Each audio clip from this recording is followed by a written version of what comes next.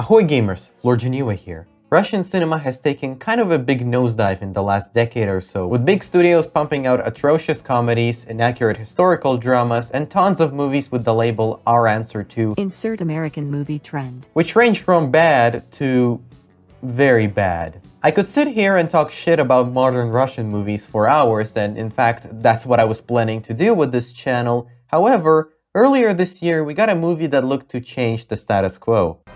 I'm the guy. Major Grom, Plague Doctor. Unlike the previous quasi-superhero movies made to capitalize off the success of the MCU, this one was not only based on an actual relatively popular Russian comic book series, but was also produced by a studio created by the comics publishing company.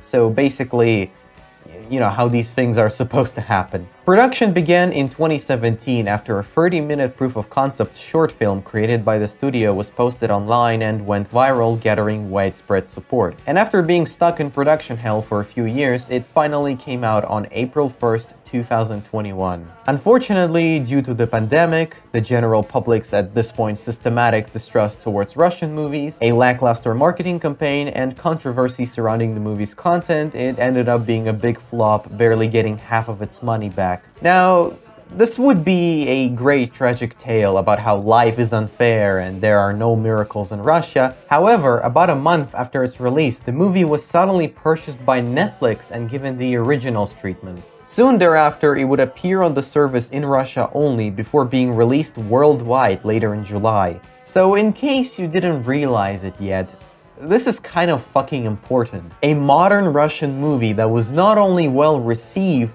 but also got picked up by Netflix and released internationally. As a Russian individual with comically overpowered English skills, I thought I would use my privilege to spread the word and make a review for the movie to tell you why I think you should watch it. I've seen it 3 times, on the opening night in cinema, at home when it first came out on Netflix, and once again on Netflix when it got released with English subs, so at this point I got a pretty clear idea of what I think. Oh yeah, light spoilers ahead, but nothing major.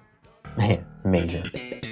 Set in the city of St. Petersburg, the movie tells the story of Igor Grom, a police major with very unconventional but effective methods of fighting crime. Soon shit gets weird though, as a crazy vigilante wearing the Plague Doctor costume appears and begins carrying out judgment by burning corrupt politicians alive and streaming their deaths online. Grom, together with his newly assigned partner Dima and an independent journalist Yulia, set out on an adventure to try and stop this madman as he gains a cult following and sends the city into anarchy. Many people in Russia have criticized the movie for its political undertones, with some calling it simultaneously pro- and anti-government propaganda, while others drew parallels to certain events that took place not long before the movie's release.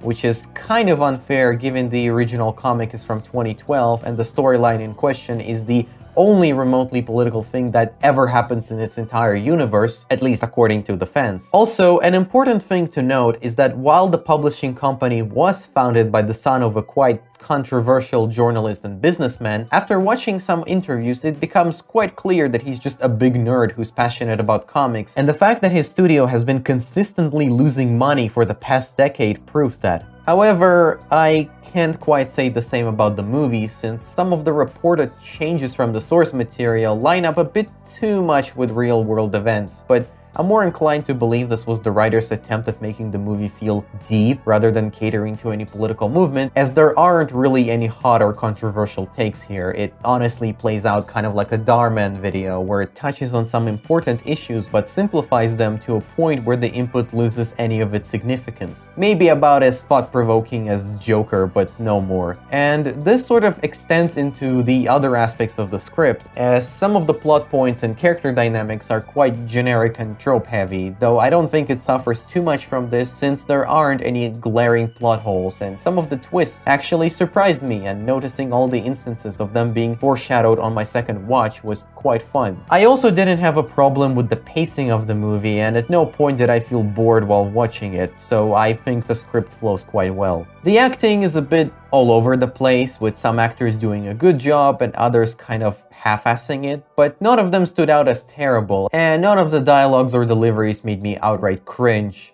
Overall, it's obviously not a masterpiece, but It's a really enjoyable movie, and even though a lot of its deeper and unique themes are not explored very well, combined with its certain Russian aesthetic and charm, it turns into a one-of-a-kind experience and manages to entice the viewer with it. I'd give it a 7 out of 10, which doesn't sound all that great, but considering the fact that this is a Russian movie, it might as well be a 10. Really, this is the first major Russian production that isn't embarrassingly bad and where it's clear that they actually tried. My point is that this movie represents a big change in the Russian cinema. Russia is a very diverse and fascinating country, and it honestly saddens me that it gets largely ignored, and I think having more movies made by passionate people that could be shared internationally can improve that. Obviously, I'm not expecting it to reach the size of American or Japanese productions, but it should at least be given a chance. So if you have Netflix, then please give it a watch. If you don't, then I'm sure there are other alternatives you can find online, and if you enjoy it, spread the word. Maybe check out the original comics the movie was based on, or other comic books by the publisher that could be adapted in the future. I'm pretty sure those were translated into English already.